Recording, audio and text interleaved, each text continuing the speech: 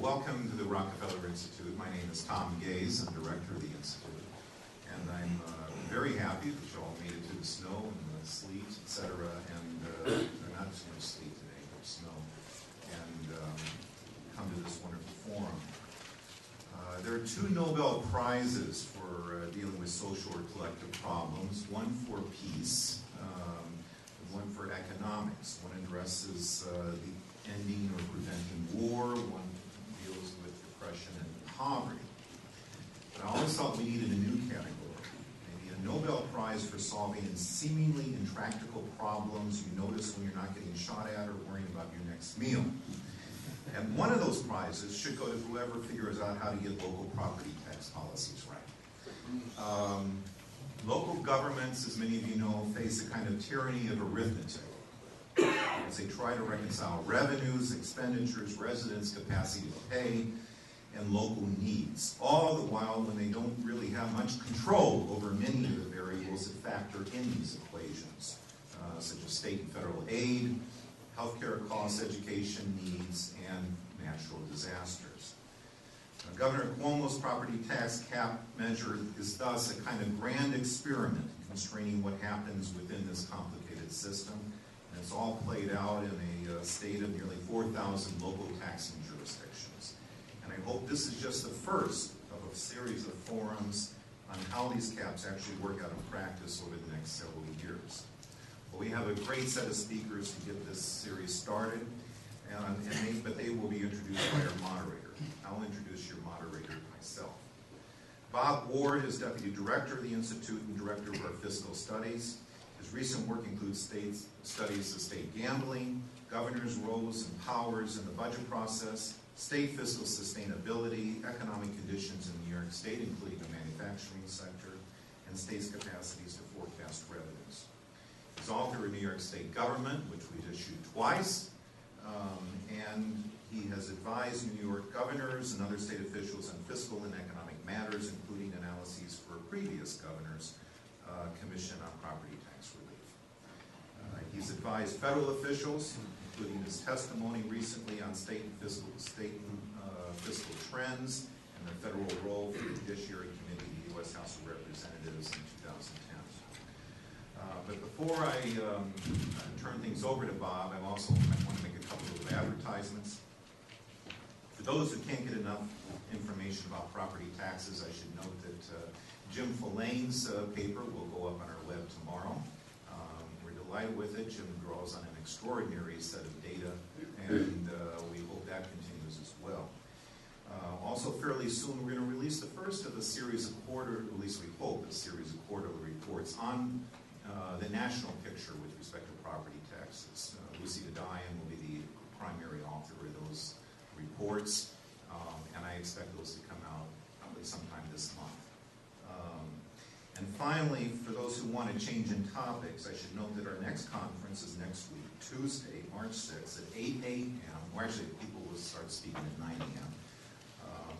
On higher education and international relations, and that'll be that is chaired by has been organized actually by Jason Lane, our Director of Education Studies.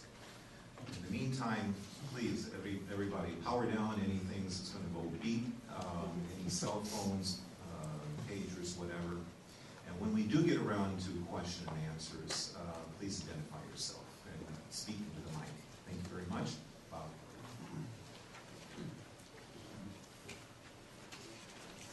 Thank you, Tom, and thank you all for being here with us today. I'd like to start this discussion by invoking the immortal Danny Donahue and saying thanks to the property tax funded public employees who have cleared our streets so we could all get here today. And of course, thanks to the property taxpayers who make that work possible. We are here to talk about the property tax cap that the legislature enacted last year at the urging of Governor Cuomo. Many people here know that serious discussion of a cap had been underway in Albany since Governor Spitzer appointed a commission to study the issue in 2007, although a lot of us were convinced that it would never happen in New York, given the strong resistance from many of the most influential players at the Capitol. But not only does New York now have a tax cap, we have one that's among the most stringent in the nation. And looking at the history of state and local government finance in this state, I think it's fair to say that creation of the tax cap was the most consequential decision by the legislature since the enactment of creation of Medicaid in the 1960s. So we'll hear a lot about the implications of and implementation of the tax cap over these next couple of hours. If Tom referred to the difficulty that people have had with the property tax from so many different perspectives over a long period of time. So if misery loves company, it may be some small comfort to keep in mind that this is a tough issue not only literally across the country but around the world. The Economist had an article recently reporting on efforts in China, which essentially does not have a property tax, to create one as a means of giving local governments more resources to provide services. And interestingly enough, the issue of mandates from a higher level of government is also comes into play in China. Mayor Richards and the other local officials might take some small comfort in that. The Chinese Constitution promises, quote, full play to the initiative and enthusiasm of local authorities. We don't really know what that means, but it's wonderful rhetoric. But local officials there certainly echo their counterparts here in saying that they are assigned a heavy burden of costs without the means to pay for them. But we're interested today in more than the property tax. We'll hear about the broader picture of local government fiscal challenges in New York, which predate the tax cap and go far beyond it. We're all familiar with the reality that costs in most jurisdictions are rising faster than their revenues. As you look more closely at a lot of municipalities these days, you see structural budget gaps that are not being addressed year after year, and short-term solutions of many different kinds that we can easily see are going to disappear within the next few years. Almost every local news report that I have read about local budgets around the state over the recent months has referred to fund balances being drained to get through the coming year. So it's as though in our household budgets we have drained our checking account, we're down to our last dollar in our savings account, and we're at the point in our home equity loan where the bank says, sorry, you're tapped out, we can't give you anymore. There's an increasingly strong possibility, I think, that some number, half a dozen more perhaps, of cities and counties across the state will be coming to the legislature and the Comptroller's office within these next few years to seek extraordinary state intervention, whether that be a control board or some other form. Unlike some states, New York does not have a consistent and comprehensive statutory system to provide early public warning of approaching fiscal crises in local governments. We end up dealing with these things on an ad hoc basis, so that, for example, the city of Newburgh has a very different level of state involvement than the city of Buffalo. And that topic itself might be a good subject for a future forum. But we are very pleased today and honored that one of the most thoughtful speakers about local government issues, fiscal and otherwise, is with us today as our first speaker. Mayor Thomas Richards of Rochester took office in April 2011 after a special election to succeed former Mayor Robert Duffy, who left City Hall to serve as Lieutenant Governor. Mr. Richards had served 4 years as City Corporation Counsel and for a brief period as Deputy Mayor. Before joining city government, he worked for more than a decade in senior executive positions at Rochester Gas and Electric Company and its parent company, RGS Energy Group, including 4 years as chairman and CEO of that corporation. He previously was an attorney in private practice. I had the pleasure of hearing Mayor Richards speak to the fiscal committees of the legislature several weeks ago, and after that I went online and Mayor, I looked up your inaugural address that you delivered last April. And for others, if you want a clear and sensible explanation of the problems facing local governments around the state, I commend this to your attention, which you can find on the city's website. There are many parts of the address I could quote, but in the interest of time, I'll just mention one. The mayor said, "There is nothing like running out of money to clarify your thinking or to help you set your priorities. What seemed impossible or undesirable before might not look so bad today compared to the other options. Mayor, I hope I'm not stealing your thunder. No, that's okay. Okay. End quote. And unfortunately, I think it's fair to say that in too many localities, we are refusing to clarify thinking or to set priorities. That arguably at least is our central problem when we look at local governments. Rochester does not have that problem thanks to its mayor. Please join me in welcoming Mayor Thomas Richards.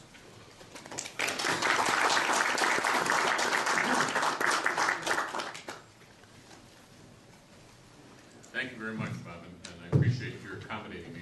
We're going back to Rochester tonight, so, and I've been in Albany for 2 days, which if you're, you know, if the other end of the state, Albany in 2 days is pretty risky, and so I need to go home here in order to be safe for a little while. So that's where I'm headed. I appreciate your accommodating my able to do it. That's very interesting about China, but I'm not tempted by it, actually. And actually, no, I don't feel better that China also has a problem. But I have been thinking a lot about this, and I appreciate the opportunity to talk to you because there are people here who think about these things regularly, and I do think we need to think about it. That there have been some fundamental changes in the way we govern ourselves, at least the way we financially govern ourselves. And it's time to think through that a little bit.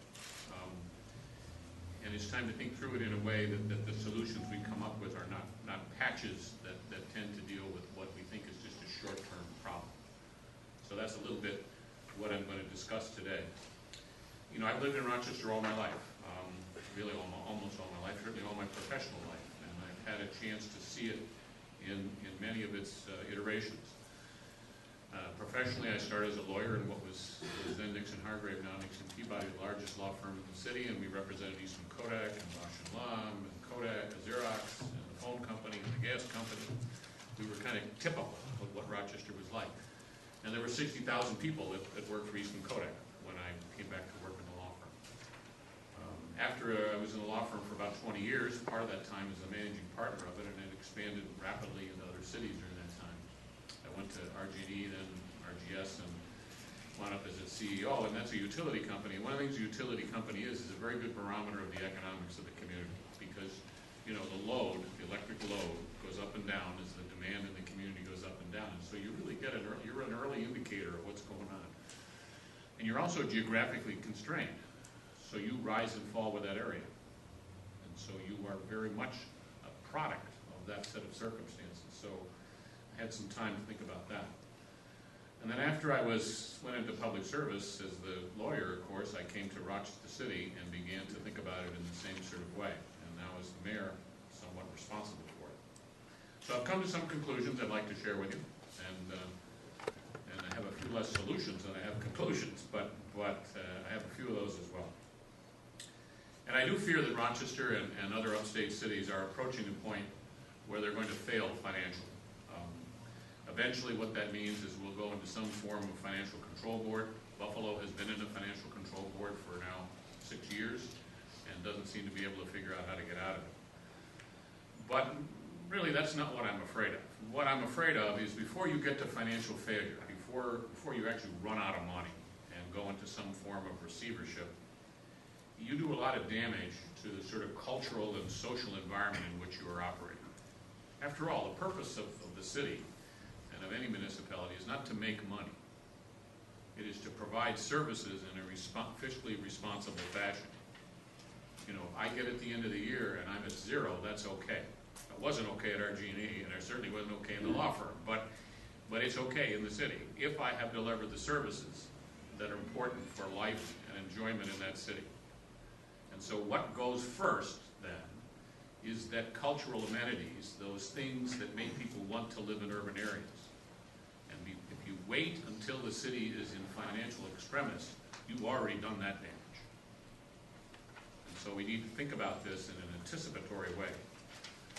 And you can think of examples in this country. You can think of examples of where that's actually happened in other places and what it has meant to them in terms of trying to resurrect those municipalities. Now, we need to distinguish, in my mind, successful urban economic development from the structural financial problems that these cities face, and particularly our city faces.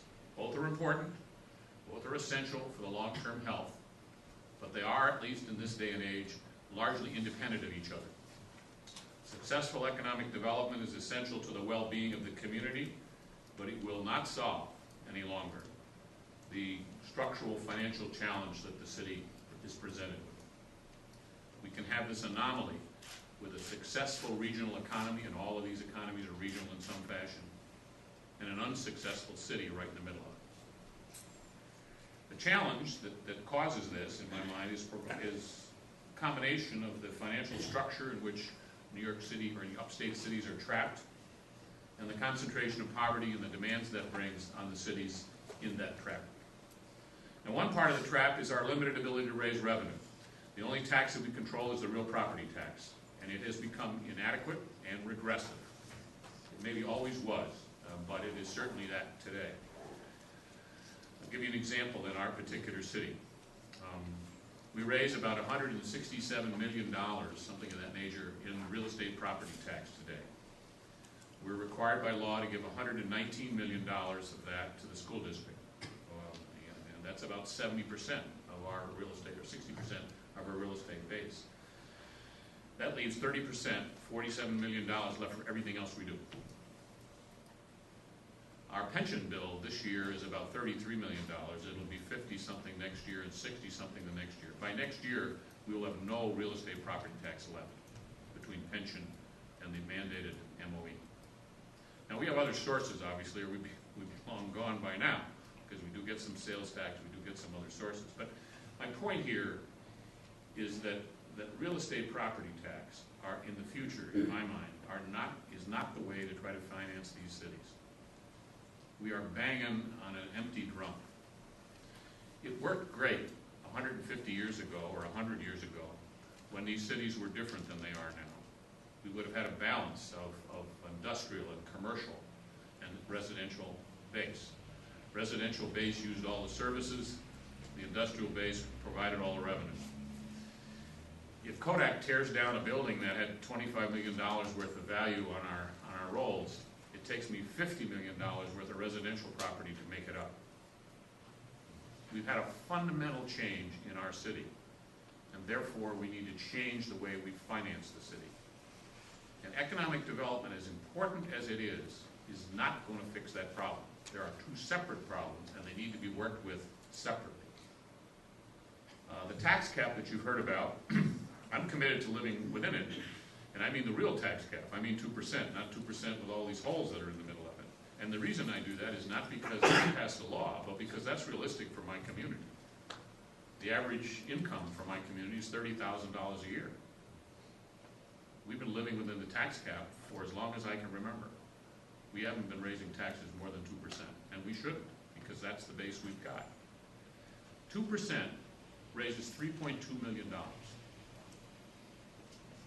It's dwarfed by the other obligations we have.